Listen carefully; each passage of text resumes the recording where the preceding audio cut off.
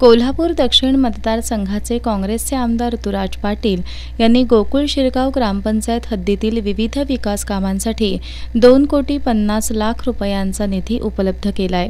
या निधीतून गोकुळ क्रीडा संकुलास जलकुंभ आणि खेळपट्टी दुरुस्ती, श्रीकृष्ण मंदिर ते कंदलगाव रस्ता डांबरीकरण आणि रुंदीकरण, कागले माळवाडी इथल्या ओढ्यावर साकव पूल बांधणे,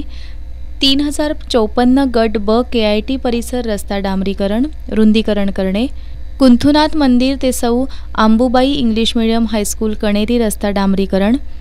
दत्तप्रसाद वाचनालय इथं संरक्षक भिंत बांधणे आणि ऑक्सिजन पार्क, गोकुळ शिरगाव जिल्हा परिषद शाळा क्रमांक 2 ला बेंच वाटप,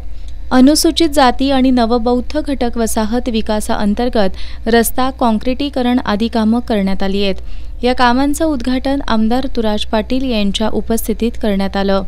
यावेळी बोलताना आमदार ऋतुराज पाटील यांनी गावाच्या विकासासाठी भविष्यातही निधीची कमतरता भासू देणार नाही अशी ग्वाही दिली। यावेळी गोकुळ शिरगाव ग्रामपंचायतीचे सरपंच चंद्रकांत डावरे, उपसरपंच रणजित पाटील, ज्येष्ठ कार्यकर्ते TK पाटील, शंकरराव पाटील, KD पाटील, माजी उपसरपंच संदीप पाटील, ग्रामपंचायत सदस्या अंबिका पाटील, पूजा गुरव, नीता यरुंडले, रूपाली म्हाकवे, संग्राम पाटील, शामराव पाटील, सर्जेराव मिठारी, सामाजिक कार्यकर्ते साताप्पा कांबळे, रघुनाथ कांबळे, अमित कांबळे, आदिनाथ पाटील, गजानन पाटील, संतोष कांबळे मुडशिंगीकर, BR मालप यांच्यासह ग्रामस्थ उपस्थित होते।